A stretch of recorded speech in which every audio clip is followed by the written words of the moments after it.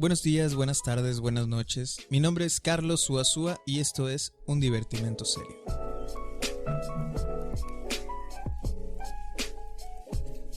Hola, ¿qué tal a todos los que me escuchan el día de hoy? En esta ocasión me gustaría leer en voz alta el prefacio de un libro muy particular y que a mí en lo personal me ha cautivado por más de una cosa. El texto se llama Letra por Letra. Transcribir, traducir, transliterar, de Jana Lush. Decidí leer este prefacio, puesto que próximamente, en la sección de actividades de estudio psicoanalítico, comenzaremos justamente con la lectura y estudio muy puntual de este texto precisamente. Y muy a nuestro favor, debido a que recientemente, ahora en el 2021, Jana Lush ha sacado una nueva versión justamente de este libro con un agregado más. Este agregado más se puede conseguir en la misma editorial EPL, la cual publicó el libro en la vez anterior, lo cual nos facilita las cosas, puesto que si uno ya tiene el libro de letra por letra, no es que uno necesite comprar nuevamente el libro para poder tener ese anexo, sino que solamente en esta ocasión EPL tiene a disposición el anexo de manera individual. Entonces, tomando en cuenta las situaciones actuales de la publicación de letra por letra y tomando en cuenta nuestra actividad en estudio psicoanalítico, es por eso y por otras cosas más que es tan importante retomar esto. Sobre todo tomando en cuenta que el prefacio escrito en el 2009 se llama 25 años después, y es muy importante tener en cuenta este prefacio debido a las características que nombra Jana Lush, ya que coloca a su propio texto en una situación histórica y editorial muy particular, y lo cual nos deja pensando un poco por qué después de esos 25 años, y ahora podríamos decir más de 30 años, el texto parece que sigue siendo escurridizo. Si bien ha sido muy leído y nombrado en ciertas áreas o sectores, también es cierto que es un texto que, debido a su complejidad y de igual forma a su nivel de puntualidad que tiene, parece que es un libro que en muchas ocasiones se ha quedado de lado. Y esa es una de las razones por las cuales yo he decidido muy en particular comenzar las actividades de estudio psicoanalítico justamente con este libro. Y es pues que entonces daré lectura al prefacio 25 años después, escrito por Jana Lush y que comienza así. Hay pequeñas historias que, por locales, triviales y anodinas que sean, siguen siendo portadoras de una enseñanza. Así ocurre con el camino recorrido por el manuscrito de Lettre pour Lettre, hace 25 años, antes de que la obra encontrase su editor y su vecindad, la revista Litoral. Era evidente entonces para mis ojos extraviados que su eventual publicación solo podía tener lugar en el editor que, en Francia, había inaugurado una colección ya algo nutrida y llamada justamente Le Champ Freudien, el campo freudiano. Por otra parte, yo no era el único que lo pensaba, puesto que el comité de lectura de las ediciones de Dussel recomendó su publicación antes de que una autoridad superior decidiese otra cosa. La carta que me lo informó era matizada. Tomaban nota de la novedad y del interés de ese escrito. Se mantenía entreabierta la puerta sugiriéndome reescribir el texto desde un punto de vista conceptual. Yo había tratado, sostenían, el inédito ternario transcribir, traducir, transliterar, como otros tantos conceptos. Se me daba como ejemplo un autor publicado en la susodicha colección que, en cambio, decían, sabía estudiar así la cosa analítica. Y ciertamente yo no podía más que estar de acuerdo. Se trataba no tanto de conceptos como de operaciones. En cambio, yo no pensaba que fuera útil e incluso creía que era contraproducente por inapropiado con respecto a lo que yo afirmaba, seguir ese consejo que me invitaba a escribir como otro. Puesto que mis textos eran diferentes, simplemente diferentes de, y mejor que cualquier otro, el aspecto casuístico de los sucesivos capítulos de letra por letra me parecían concordar con el carácter operatorio del transcribir, del traducir y del transliterar. Los presentaba operando en acto en Lacan y no como tres conceptos. ¿Habrá sido un error? 25 años después no sabría decirlo, y esto tanto menos cuanto que el asunto sigue en curso, sin proceder Entonces, al menor balance, me parece sin embargo posible verter 3 observaciones en este corto texto, escrito por la invitación amistosa de Marcelo Pasternak, que tuvo la feliz iniciativa de esta cuidadosa y presente renovación de la traducción en español de letra por letra. Primera observación. El ternario transcribir, traducir, transliterar ha servido poco, según parece. Se agitó bastante y regularmente el problema de las transcripciones de los seminarios de Jacques Lacan, que permanece irresuelto.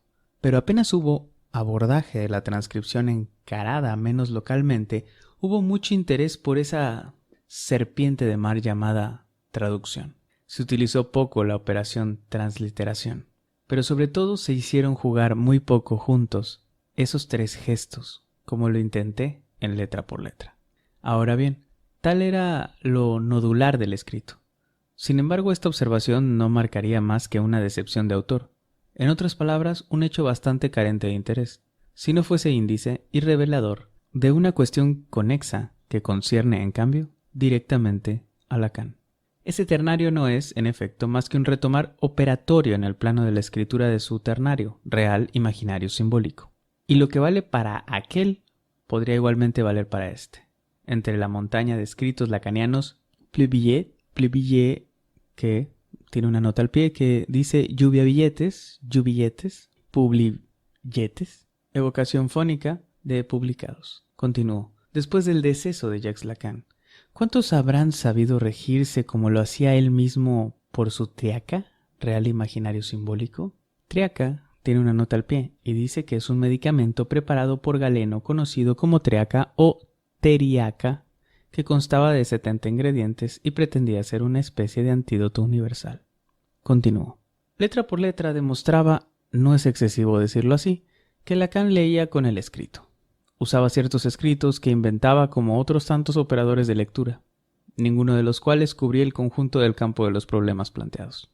Esta manera de leer, ¿hizo acaso escuela? ¿Fue acaso retomada por aquellos que creeríamos que se regulan según su enseñanza? A cada uno le toca pronunciarse sobre ello. Esto para los 2 ternarios mencionados, aquel mayor de Lacan y el hermanito que yo le adjuntaba en 1984. Una segunda observación trata sobre lo que llamaré el dominio, o mejor, el imperio de la traducción. Inscribir la traducción, regulada sobre el sentido, en un ternario donde otros términos tenían también su lugar. La transcripción regulada sobre el sonido, la transliteración regulada sobre la letra. Venía a reducir las ambiciones de este imperio. Según parece, fue en vano. Letra por letra no logró modificar la especie de fascinación que suscita la traducción, o, si se prefiere, el llamado pasaje de lenguas. Como si solo ese pasaje ofreciese a cada lengua una relación con la alteridad, de tal forma que la lengua, llamada fuente, por la vía del texto traducido pudiese resultar como ese texto mismo, esclarecida o modificada. Fascinación, realmente, porque esto es inexacto. La traducción es efectivamente un sesgo de este orden, pero no el único sesgo por el cual un texto mostraría, de un modo patente, su anclaje en la alteridad.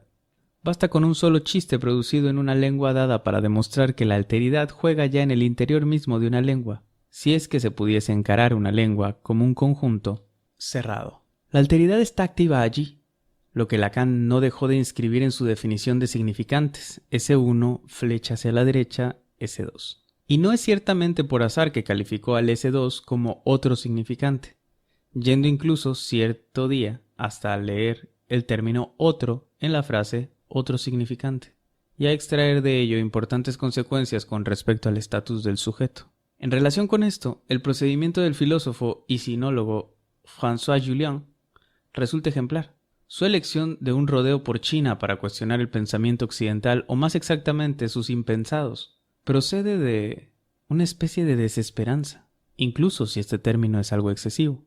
Desesperanza en cuanto a la posibilidad que el pensamiento occidental habría dejado de tener, de retomarse, de cuestionarse, de renovarse, estancándose en sí mismo. Su obra lo prueba. Su procedimiento es incuestionablemente heurístico, como puede serlo las interrogaciones sobre el estatus y la incidencia de la traducción, y sobre todo las traducciones efectivas. Pero de allí a atribuirle a ella sola la función de una apertura a la alteridad hay un paso. Y un paso que desconoce lo que cada lengua vehiculiza de alteridad. Una lengua está hecha de pliegues y repliegues, no solamente de un léxico, y de un uso gramaticalmente regulado de ese léxico.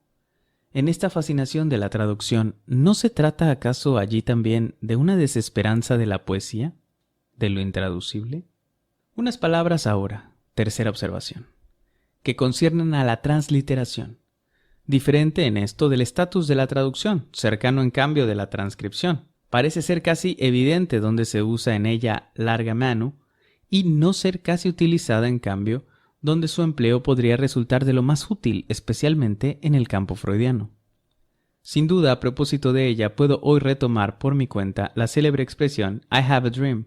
Imaginaba que poner a la luz la transliteración iba a servir a los freudianos y que, donde se usa de ella, a saber, todas partes donde es cuestión de otra escritura, lo que constituye ya no poca gente, pero también en disciplinas tan variadas como la genética o también las matemáticas. Un isomorfismo, por ejemplo, no es otra cosa que una transliteración. Distinguir esta operación, asociarla con la traducción y con la transcripción, aportaría algún esclarecimiento y hasta una renovación. Pero eso no ocurrió, para nada. Pensemos solamente en la profusión de trabajos a lo que dio lugar, concretamente en los Estados Unidos. La deconstrucción derridiana, algunos de un gran interés, otros que fueron puro efecto de una moda ahora superada. Esta confrontación con aquel con quien yo me batía desde el momento en que él fue mi profesor en la Sorbona.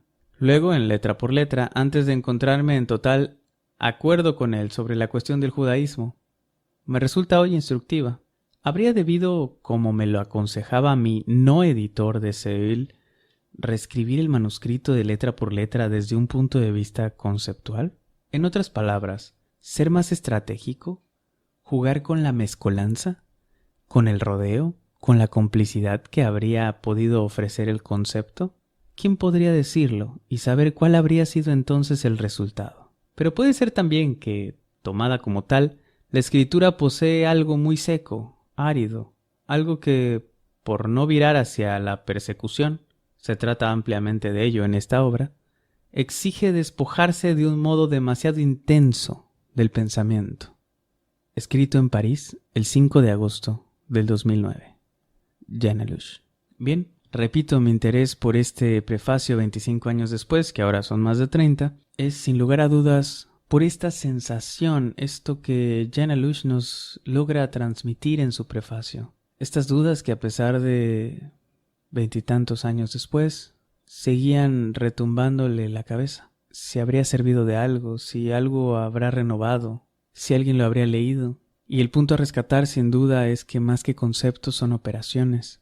Operaciones que, bueno, quienes tengan la oportunidad de leer este libro, que recomiendo ampliamente, Letra por Letra, Transcribir, Traducir, Transliterar, de Jean Lelouch. Y aprovecho también el espacio para invitar a todos los que quieran participar en esta actividad de estudio psicoanalítico en el que comenzaremos justamente con este libro. Quien ya lo tenga a la mano, quien no, puede conseguirlo en EPL. Tómense un momento a solas, sírvanse un trago y lean el prefacio de Lelouch, que si yo no pude transmitirlo, lo que sí les puedo decir es que tiene mucho de conmovedor.